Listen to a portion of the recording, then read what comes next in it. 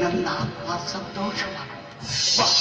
ಕೆಲವನ್ನು ನದಿಯಲ್ಲಿ ಅರಳಿದ ಅರಳಾಗಿ ಬಂದು ಈ ಹಸಿದ ಬೃಂದಕ್ಕೆ ಸುಧಾರಸವನ್ನು ನನ್ನಂತರಂಗದಂಗರ ಮನೆ ಹುಡುಗಿ ಶಾಂತಿ ಸೇಚರಿಯನ್ನು ಪ್ರೇಮಾತುರನ ರಂಗವಲ್ಲಿಯಲ್ಲಿ ಹಾಕಿ ನನ್ನ ನಿರ್ಮಲ ಭಾವಪೀಠದಲ್ಲಿ ಕುಳಿತು ಅಂತರಂಗವನ್ನಾಡುವ ಆರವಿಸಕ್ತ ರಸಿಯ.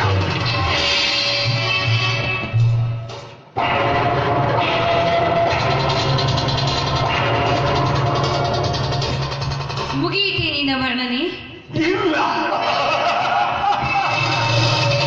ಅದಕ್ಕೆ ಕೊನೆಯಿಲ್ಲ, ಮಿತಿ ಇಲ್ಲ. ಅದು ಅಪರಂಪ. ಎಷ್ಟು ವರ್ಣಿಸಿದರೂ ಕಡಿಮೆ ಬೀಳುತ್ತಿದೆ ಏನೋ ಅಂತ ನನಗನಿಸುತ್ತೆ. ಅಮಾಯಕ ಸ್ಥಿತಿಯಲ್ಲಿರುವ ಒಂದು ಹೆಣ್ಣನ್ನ ಬಲಾತ್ಕಾರದಿಂದ ಎತ್ತುಕೊಂಡು ಬಂದು ಅವಳ ಶೀಲಗೆಡಿಸುವುದು ಇದು ಯಾವ ಪುರುಷ?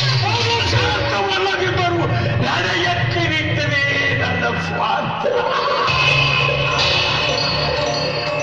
ಎಂದೋ ಕಚ್ಚಿ ತಿನ್ನಬೇಕಾದ ಹಣ್ಣು ನನ್ನ ಕೈ ಜಾರಿ ಹೋಗಿತ್ತು. ಇಂದು ನನ್ನ ಕೈ ಸೇರಿದೆ. ಇಂದು ಈ ಹಣ್ಣನ್ನು ಕಚ್ಚಿ ತಿಂದು ರುಚಿ ನೋಡುವವರೆಗೂ ನಾನು ಈ ತಾಮಸಕ್ತಿ ಒಳ್ಳೆಯದಲ್ಲ. ಊರ ಗೌಡ್ರು ಅಂದ್ರೆ ತಂದೆ ತಾಯಿ ಇದ್ದ ಹಾಗೆ. ತಂದೆ ಕುಳಿತು ಮಗಳ ಶೀಲಗೆಡಿಸಬಹುದೇ, ಬಲತ್ಕರಿಸಬಹುದೇ? ಈ ತಂದೆ ತಾಯಿ ಎನ್ನುವಂತ ವೇದಾಂತ ನನಗೆ ಬೇಕಾಗಿರುವುದು ನಿನ್ನ ಆಲಿಂಗನ, ಚುಂಬನ.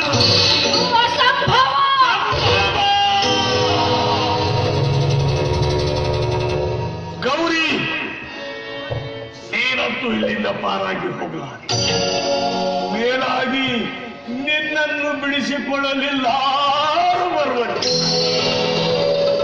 ಒಂದು ವೇಳೆ ಬಂದರೆ ಅವರ ಇತಿಹಾಸ ಸರಿ. ಅದಕ್ಕಾಗಿ ಈ ಪೂರ್ವವೇ ಒಂದು ಇರುವೆ ಕೂಡ ಒಳಗೆ ಬಾರದಂತೆ ನನ್ನವರನ್ನು ಕಾವಲಿರಿಸಿ ನಾನಿದೆ.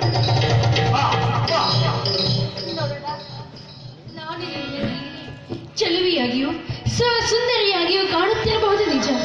ಆದರೆ ಈ ಶರೀರವೆಂಬುವುದು ಒಂದು ಭಾಂಡ. ಅದರಲ್ಲಿರುವುದು ಬರೀ ಕೀವು, ರಕ್ತ, ಮಲ, ಮೂತ್ರಗಳ ಹಣ್ಣು, ಹೇಸಿ ಬಚ್ಚಲು ಆಡುವ ಕ್ರಿಮಿ ಕೀಟಗಳ ದಂಡ. ಇದನ್ನೆರತು ನೀನಾಗು ಬ್ರಹ್ಮಾಂಡ. ಮುಂದಿನ ಭವಿಷ್ಯವನ್ನು ಬಲ್ಲವರ ಈಗ ಮುಂದಿರುವ ಎಣೆಯನ್ನು ತಿಂದು ತೃಪ್ತಿ ಪಡುವುದೇ ನನ್ನ ಒಲ್ಲದ ಹೆಂಗರನ್ನು ಬಯಸಿ ನೀ ಶೀಲ ಕೆಡಿಸುವುದಾದ್ರೆ ಬಳಿ ಸುಡುವುದಷ್ಟೇ ಅಲ್ಲ, ಕೆಟ್ಟ ಕುಂಬಳ ಕಾಯಿಯಂತಾಗುವುದು ನಿನ್ನ ದೇಹ. ಕೇಳಿದ ನನಗೆ ನಿನ್ನ ಮಾತುಗಳು ರುಚಿಸವು. ಹೊರಗಣ್ಣಿಗೆ ಮುಚ್ಚಿಗೆ ಹಾಕಿದ ಮಾಡಿ ನನ್ನನ್ನು ಕಾದಿಸಿ ಪೀಡಿಸಿ ಹೊಡೆಗೆಡಿಸಿದೆ. ಇನ್ನು ಸಹಿಸಿದಷ್ಟು ಸರ್ವಾಂಗ ಸುಡುತ್ತಿದೆ. ಕಾಮದ ನಂಜಿಯಲ್ಲಿ ಹುಚ್ಚಿ ಹಿಡಿದಿದೆ ನಿನಗೆ. ಎಲ್ಲಿಯವರೆಗೆ ಈ ಕಾಮಸ್ವೃತ್ತಿ? ನನ್ನ ಮನ ತೃಪ್ತಿಯಾಗುವವರೆಗೆ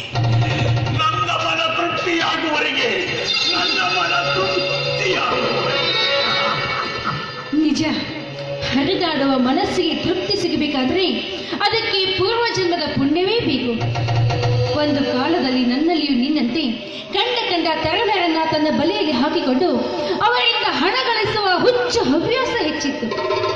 ಈ ಹುಚ್ಚು ಹವ್ಯಾಸ ಹೆಚ್ಚಾದಂತೆ ಮನದಲ್ಲಿ ಕ್ಷುದ್ರ ಲಾಲಸೆಗಳು ಹೆಚ್ಚಾದವು. ನಾನು ಒಂದು ಹೆಣ್ಣು ಎನ್ನುವ ಭಾವನೆಯೇ ಕಳೆದುಕೊಂಡ್ಬಿಟ್ಟೆ. ಯೋಗಿಗಳ ತಪಸ್ಸು ಕೆಡಿಸುವುದು, ಸಾಧು ಸಂತರ ಯೋಗ ಭಂಗಗೊಳಿಸುವುದು, ನಾನ ಎಂಬುವ ಶ್ರೀಮಂತರ ಮನಸ್ಸು ವರಚಿಕೊಂಡು ಅವರಿಂದ ಹಣ ಗಳಿಸುವ ಹುಚ್ಚು ಹವ್ಯಾಸ ಹೆಚ್ಚಿತು. ಆದರೆ ನೀನು ನನ್ನ ಪಾಲಿಗೆ ಗುರುವಾಗಿ ದೇವರಾಗಿ ಬಂದೆ. ನಿನ್ನ ಪ್ರೇರಣೆ ಪ್ರಕಾರ ಅಯ್ಯಪ್ಪಯ್ಯ ಮಹಾಸ್ವಾಮಿಗಳ ಅನುಷ್ಠಾನ ಕೆಡಿಸಲು ಹೋಗಿ ನಾನು ಪರಿವರ್ತನೆಯಾಗಿ ಬಂದೆ. ನನ್ನಂತೆ ನಿನಗೂ ಕೂಡ ಈ ಸುಯೋಗ ಬರುವುದು. ಆ ಯೋಗವನ್ನು ಹಾಳು ಮಾಡಿಕೊಳ್ಳಬೇಕು. ಸುಳ್ಳು ಸಿದ್ಧಾಂತ. ನನ್ನ ಅನುಭವ ಸಿದ್ಧಾಂತವಾಗುವವರೆಗೂ ನನ್ನ ಕಾರ್ಯವನ್ನು ಮುಂದುವರಿಸುವೆ. ಇನ್ನು ಸಹಿಸೆ. ನಿನ್ನ ಮನ ಬಂದಂತೆ ಅನುಭವಿಸು. ಸೀರೆ ಬಿಚ್ಚಲೆ, ರವಿಗೆ ಕಳೆಯಲೆ, ಬಾ ನನ್ನ ತೊಳತೆ ಕಿಲಿ ಅಪ್ಪಿ ಮುದ್ದಾಡು, ತುಟಿ ತುಟಿ ತಿಕ್ಕಿ ಚುಂಬಿಸು, ನಿನ್ನ ಮನ ತೃಪ್ತಿಯಾಗುವವರೆಗೆ ಭೋಗಿಸು. ನೋಡು, ನೋಡು ಈ ಅಂಗಾಂಗದ ಚೆಲುವು.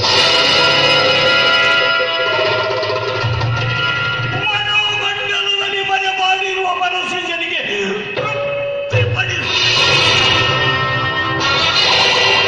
ಅಡಿಯ ಮುಂದಿಡಬೇಡ ಮರಳು ಮಾನವ. ನಿನ್ನ ಕ್ಷಣಿಕ ಸುಖಕ್ಕಾಗಿ ನಿನ್ನತನವನ್ನೇ ಹಾಳು ಮಾಡಿಕೊಳ್ಳಬೇಡ. ಇಲ್ಲಿಯವರೆಗೂ ನೀನು ಸಾಧಿಸಿದ್ದೇನು? ಬರೀ ಕಳ್ಳತನ, ಮೋಸ, ವಂಚನೆ, ಸುಶೀಲ ಹೆಣ್ಣುಗಳ ಶೀಲ ಕೆಡಿಸುವುದು ಇದೆಯಲ್ಲವೇ? ಹೌದು ಹೌದು. ಆ ಬಯಕೆ ಎಂಬ ಭ್ರಮೆಯ ಬಲೆಯಲ್ಲಿ ಬಿದ್ದು ಬಳಲುವುದಕ್ಕಿಂತ ಭಗವಂತನ ಚರಣಗಳಿಗೆ ಬಾಗು. ಆಗ ನಿನಗೆ ಜ್ಞಾನೋದಯವಾಗುವುದು. ಈ ಜ್ಞಾನ ವಿಜ್ಞಾನದ ಮಾತನಿಗೆ ಬೇಕಾಗಿಲ್ಲ. ಹಸಿವೆಯಾದವರ ಮುಂದೆ ಎಡೆ ಬಂದು ಕುಳಿತಾಗ ಬೇಡವೆಂದರೆ ಯಾರು ತಾನೇ ಒಪ್ಪಬಲ್ಲರು? ರಾಮನಾಮ ಮಹಾಮಂತ್ರದಿಂದ ವಾಲ್ಮೀಕಿ ಮಹರ್ಷಿಯಾಗಿ ರಾಮಾಯಣವನ್ನು ಬರೆದು ನಾಡೋಜನಾದ. ಹುಚ್ಚ, ಯಾರಿಗೆ ಯಾರು ಸುಡ್ತಾರೋ, ಯಾರು ಸುಡ್ತಿ ಹೊತ್ತು ಬರ್ತಾರೋ ಅವರೇ ಮೊದಲು ಸುಟ್ಟುಕೊಂಡು ಸಾಯ್ತಾರ. ಎತ್ತರ ಹತ್ರ ಕೈಯಾಗಿ ಸಂಸಾರ ಬಂತು, ತಿಪ್ಪೆ ಬಿಟ್ಟು ಮನೆ ಅಂಬೋದು. ಇನ್ನಾರ ದಾರಿ ಮೇಲೆ ಬಂದ್ರ ಒಳ್ಳೇದೈತಿ. ಹೇಳು, ಈ ನುಡಿಮುತ್ತುಗಳನ್ನು ಕೇಳಿ ಆರಿಸಿಕೊ. ನಿತ್ಯ ನಡೆಯುವ ಧರ್ಮಕ್ಕೆ ನೀನೇ ಹೊಣೆಗಾರನಲ್ಲದೆ ಮತ್ತಾರೂ ಅಲ್ಲ. ಶರೀರ ಮಾಡುವ ಪಾಪ ಪುಣ್ಯಕ್ಕೆ ಶರೀರವೇ ಹೊಣೆ ಹೊರತು ಅದಕ್ಕೆ ಆತ್ಮ ನೀಡುವ ಚೇತನವಲ್ಲ. ಚಿಪ್ಪೆಯಲ್ಲಿದ್ದರೂ ಚೊಕ್ಕಾಗಿರುವ ಮುತ್ತಿನಂತೆ, ಕೆಸರಿನಲ್ಲಿದ್ದರೂ ಹಸನಾಗಿರುವ ಕಮಲದಂತೆ, ಮಣ್ಣಿನಲ್ಲಿದ್ದರೂ ಜಗ್ಗು ತಿನ್ನದ ಚಿನ್ನದಂತೆ ಶರೀರದಲ್ಲಿರುವ ಆತ್ಮ ಮಾತ್ರ ಚಿನ್ಮಯವಾಗಿರುತ್ತದೆ. ಅದೇ ರಾಗ, ಅದೇ ಭೋಗದೆಡೆಗೆ ಗಮನವಿತ್ತ ನಿನ್ನ ಮನಸ್ಸಿಗೆ ಯೋಗದೆಡೆಗೆ ಗಮನ ಹರಿಸು. ಈ ಕಲಿಕಾಲದಲ್ಲಿ ಮಾನವನು ದೇವನಾಗುವ ಕಾಲ ಸನ್ನಿಹಿತವಾಗಿದೆ.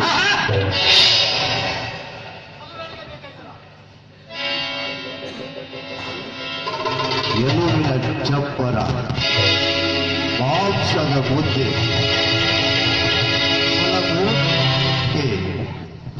ಹೊಟ್ಟೆಯ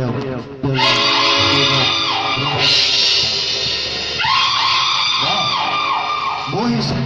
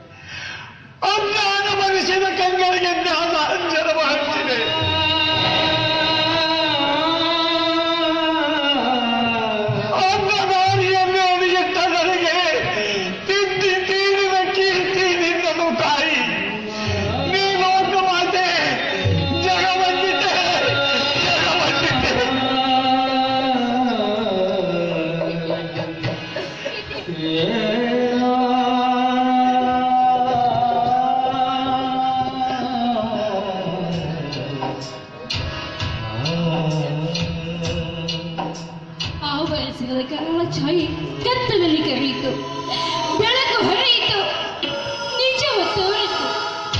ಬಾಣ ಈಗಿನ